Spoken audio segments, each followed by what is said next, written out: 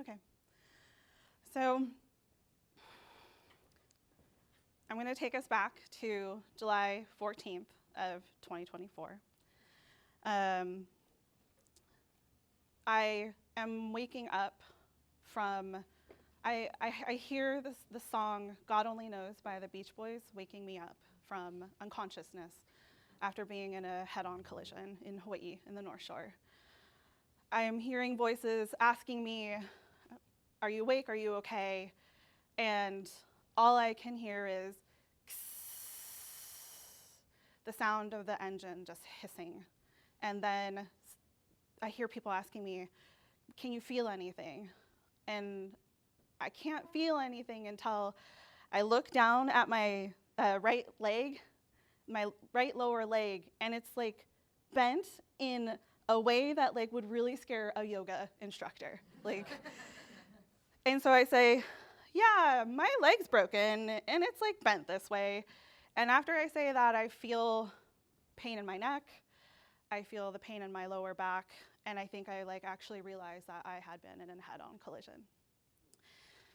After that, all I can think is I need to call Matt, who's my now fiance. We got engaged in October. Because I needed to let him know that I was alive, but like also what happened. And I also needed to let him know that I need him to call my parents to let them know what happens. So life has all these little twists and detours and chaos that comes with it. So I wanted to share some 4 pivotal moments in my life that have helped me on my own personal journey with my transformation, or if you've read the book, your own little internal alchemy. And I have 4 in mind because 4 is a symbol in some cultures of wholeness, completion. We have 4 quarters of our body, we have 4 seasons, we have 4 quarters in a football game. There's just, and then even 4 menstrual phases for the menstruators out there. So 4 is just this symbol of wholeness. So we're gonna jump in my TARDIS with me, that's for Doctor Who fans, and go back in time to 2005 to when I chose to go to Norway, which when I told my parents, my dad's like, are you sure you want to do that? He was a retired US senior Navy chief, and he was very risk averse, but I was more like calculated risk, yes. So I was just like, yeah, I'm gonna do it. I'm gonna go on this like new adventure. And so there are some lessons that I learned while I was there. One of them was the simplicity that Norwegians have in their lives. I love that they just take advantage of going outside, no matter what the weather is, because it's important to move their body. It's just part of their culture. And then also the simplicity of enjoying rice porridge, risgryt, on a Saturday morning before you go out on your daily adventures. And one of my most favorite simplicity lessons from living in Norway was they celebrate Christmas on Christmas Eve, but they celebrate Christmas by just being with family and being still with each other. Even the businesses, most of them, if they are Christian-based, are closed. So I just loved that stillness and that simplicity. Another lesson I learned while living in Norway was creating a safe space for people. I think it was my first month of living there. And I was an au pair, and I was taking care of a 5 and 7-year-old, or 6 and 8-year-old at the time. And I was walking with a 6-year-old back to home, and she asks me in Norwegian, but I didn't know she asked me this question, can I unlock the door and when we get home? And me just being like, yeah, I didn't actually know what I was saying yes to. So we get home, and I unlock the door, and she just has a meltdown because she really wanted to unlock the door.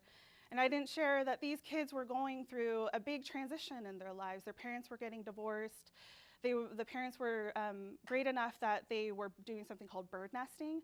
So the mom lived upstairs in her apartment, the dad lived downstairs, so it tells you how big the house was, to have their own spaces. So anyway, that's also why I went to Norway. I was just touched by like the need and like the safe space that these parents wanted to create for their children. So I unlocked the door, and she's just having a meltdown, and I'm like, I don't know what you're saying. I don't know how to help you. And she's pointing at the door, and I'm trying to get us in, and she's like, "Nei," which is no in Norwegian. And she's like, "Jeg vil mamma," which is like, I want my mom. And so I call her, and I explain to her what is going on, and then she talks to Ingeborg, the daughter, and then the phone comes back to me. I gotta take a sip of water. My mouth dries when I talk. And the mom says she wanted to unlock the door. And in my head, I'm like, why is she freaking out about unlocking the door? But she just wanted like some sense of control out of all these things that were happening and changing in her life. And then when the mom came home, she shared with me how much of a gift it was to her that her daughter felt safe enough to be herself in all these feelings and emotions. And that I helped create that space. So I think as you go on your journey, it's so important to be able to create a safe space for you and others too. One of my other favorite memories of Norway is my friend Lindsay, who I grew up with.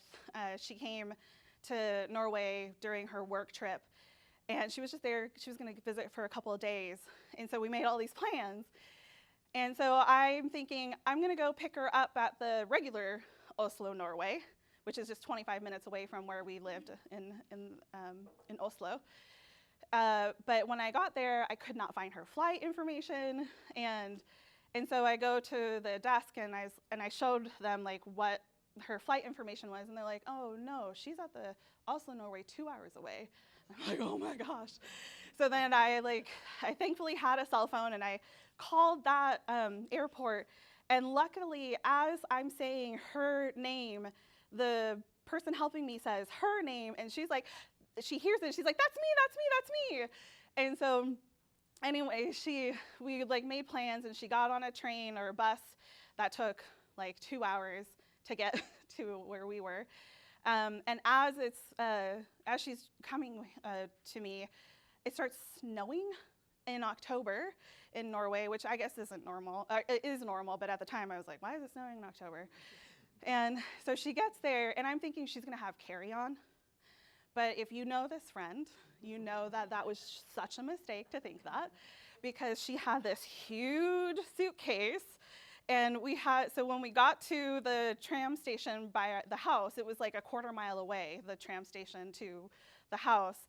And so we had to lug her heavy ass suitcase in like the deep snow. But instead of like being frustrated about it, we were just cracking up, dropping the suitcase, and just laughing and just having a good time. And so I love that lesson of just finding the humor in what can be frustrating and inconvenient. Okay, we're getting back in the TARDIS, and we're jumping like 2 years ahead. And I'm at work. I worked at a wealth management firm in Boston, and sometimes I would bring cookies into the office. And I brought these cookies that weren't my best. I knew they weren't my best. But a coworker said, God, these are so dry. And I just started crying. And I was like, why would you say that? He was kind of an asshole, but I was like, in my head, I didn't say it out loud. I was like, fuck, I'm pregnant. And so I took a test the next morning, because I read that you need to take the test in the mornings because it'll read better that way. Lo and behold, I had a positive test. I was single. I had my boyfriend at the time. Wasn't the greatest relationship, but I didn't know what to do.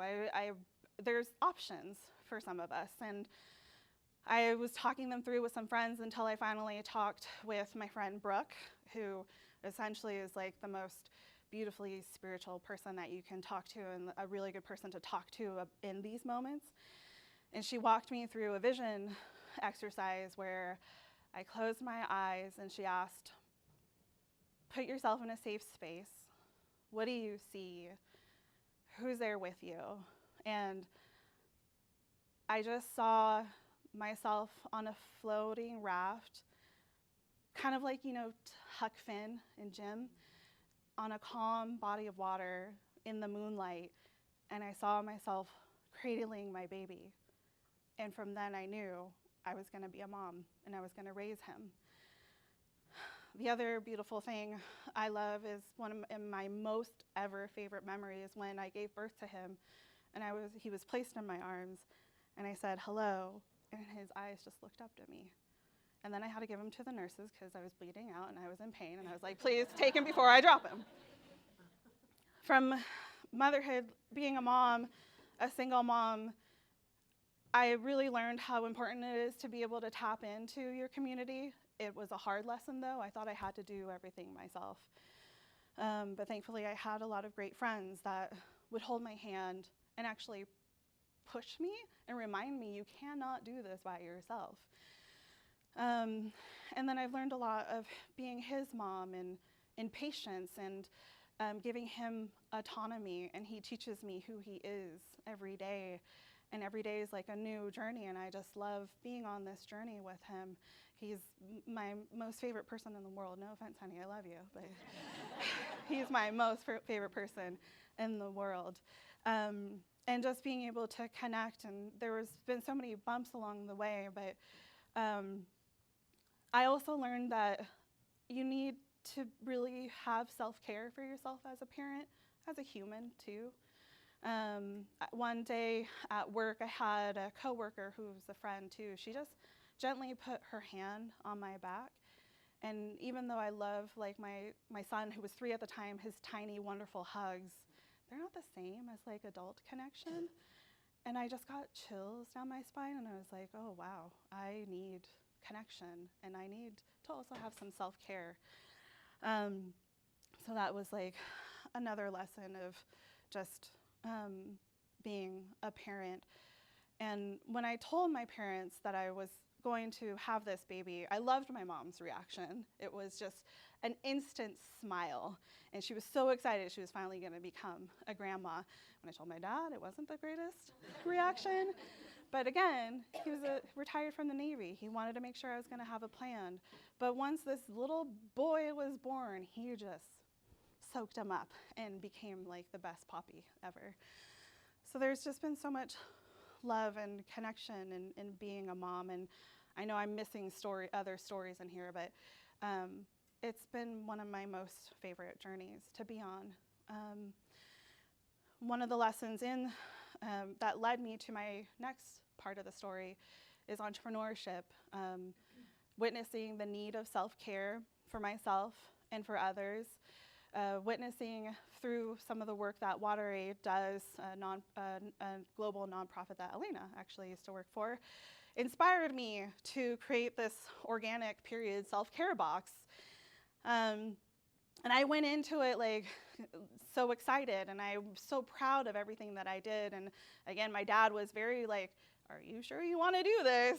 Because if I had a plan, he was okay with it.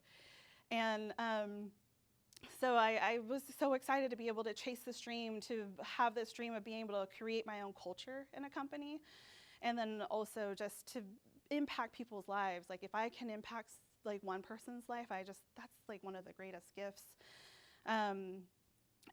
But I did let other people's credentials get into my head, because I don't have like this Ivy League degree. I just have some regular state degree, and some people don't even have degrees. But I let it get in my head, and so I was like, what do I do with my life? I don't know if I'm like the right person to be an entrepreneur. So I exited, and I was like, but has anybody read The Alchemist? Like I exited, and I went on like this retreat to figure out what the heck am I going to do with my life. But one of my friends did say, you get to architect your life, which is such great advice. So that's part of why I booked this retreat. And I don't remember if somebody recommended this book to me, but I took it with me on my overnight retreat. I read this in one night, and I was like, my life has changed, and I'm going to take power over my life. And then thankfully, I have this role now as the executive director for Visit Kitsap. And I'm loving being in this role and being able to make an impact in the community in this role. One of the proudest things that I have for this role is that there are very few organizations, tourism related, that put DEI in the forefront of what you do. And so I'm glad that I can be in this role to put that in the forefront of the work. So there's always chaos and detours, but if you can embrace those detours, it can help guide you too, and just don't try to force things. All right. So going back to the accident, the thing that I feel so grateful for is that I had such a huge community when this accident happened. I had one of my best friends step in and take care of finding me an attorney, and so many other things, even a nonprofit in Hawaii to help me find resources so that I can have a free Medicab ride to the airport. I didn't know if I was going to be able to walk again. The doctor said, yeah, give yourself like 6 months to be able to walk. And so that's, if you've followed the story, I thought, okay, yeah, by Christmas time, hopefully I can walk again. And some people choose to kind of let the hard things get them down. One friend shared that she knew somebody that is still in a wheelchair after years after their accident, because trying to learn how to walk can be so uncomfortable. Things, if you like hurt your leg, it feels numb, and that numbness, like if you get off the toilet for a long time and then like your foot is asleep, that's how it can feel constantly. And it's like, that's with like every step, every day, but you have to, get off the toilet anyway. So just like walk, and you're just gonna have to walk and be in that discomfort, because that's the only way you can progress. Even progress over perfection, please, yes, always. But it's hard to remember progress over perfection, right? Like sometimes we just want to be perfect and have this wonderful thing done. But I remember being at the rehab center in Hawaii, and they're like, can you do 10 feet? I'm like, yeah, of course I can do 10 feet of just like hopping on a walker. Oh my God, that was the most exhausting 10 feet that I've ever done. I was like red, sweating, and just, but then by the end of the 2 weeks that I was there, I could do a whole football field, 300 feet on a walker, one-legged. So this leg's very tired and very strong. But this leg has gotten stronger. And I think there's just always been something inside of me, this little internal generator, to just do it. Just take the step, get off the toilet. And I like to say that my dad was actually a really good example of that. He's been through so many heart issues, heart attacks, a heart transplant, and cancer. And he was positive and stoic throughout all of it. But he was very determined to live. And so he was a big inspiration for that. I also had all these wonderful people. Christina, you see your face? I had all these wonderful people. So you really are not alone. And you need to remember that you're not alone as you're going on your journey, whatever your personal journey is. And just be super thankful that you're not alone. This morning, I reminded my friend who's going through the devastating fires in LA, I reminded her that she's a dragon, and her dragon is with her. So it's really easy to feel alone. The other thing I'll say is that you can have aloha. I didn't share that I'm part Native Hawaiian. You can have aloha in everything that you do. And I think part of the care that I had while I was in Hawaii was from all the aloha that was there. I don't know that I would have gotten that same level of care here in Kitsap. There was just, I got called auntie for the first time, which I was like, I am not that old. I know I have gray, but it was also such a term of endearment too, that it was also comforting at the same time. So if you can incorporate aloha, love, warmth into what you do, it does help with your growth and your journey too. So you see 4 letters here? 4. So take care in your journey. Connect with the community that you have, even if it's just internal. If you see inside out, you got your community up here in the head. Just make sure your community in your head is being gentle to yourself. Adapt to the detours. There's plot twists, there's chaos, forks, all these little things. I mean, we all have our own different stories from every part of our life that have shaped us into who we are. I know 4 tends to be like complete, but I like to say wholeness because we always have an opportunity to grow. And then rely on your instincts. I wish I hadn't let somebody else's credentials gotten into my head and then like my self-confidence get deterred. So just trust in your gut. You have your own strengths. You're really fucking cool. Just find out what your coolness is. And embrace progress over perfection. I know that like 10 feet sounded like so easy, and I was kind of bummed at first that I could only do 10 feet, but I did 10 feet. And then I did more and more and more along the way. And if you notice, I mentioned my dad in each journey. It's because he was a big part of my life. He just died Tuesday morning. And I know that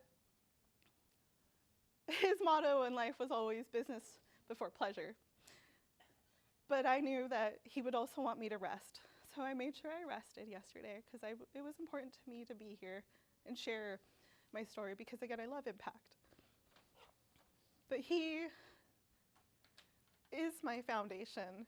He shaped so much of my life with his positivity, with his, are you sure you want to do that? And just taking me on different adventures. Like the man wanted to go whitewater rafting with me when I was 13 years old, but he couldn't because he ended up having a heart attack. But he still traveled so many places. Like he instilled wanderlust in me and loving different cultures and being open and loving to different faiths too. When I was a kid, he took me to all these different places of worship so that I could learn how other people worship. And he loved all these different cultures. One of his favorite times was living in Spain. And so he actually passed away, took his final breath during a Carlos Nunez song, who's a Spanish bagpipe player. And the song is called Negra Sombra. And if you know the lyrics, essentially, he took his final breath saying to me, "I'll always be there with you." My little, like, it's the song's called Black Shadow, but like, I'll be there with you, and it'll be bittersweet. It'll be tormenting and loving at the same time. But he loved life, and he had so many different obstacles and challenges in life, but he was still positive and inspired me and made connection with people. I'm hearing all these stories of connections that he made with just even his property manager, just this young girl. So if you can be a little bit like Melvin and be proud of any progress that you make, find your little internal generator and positivity, be calculated with your risks, but also love adventure in life. I hope that you can do that, because he did a really good job of it till his last breath. He went out on his own terms, and I'm so thankful that he did. Thank you.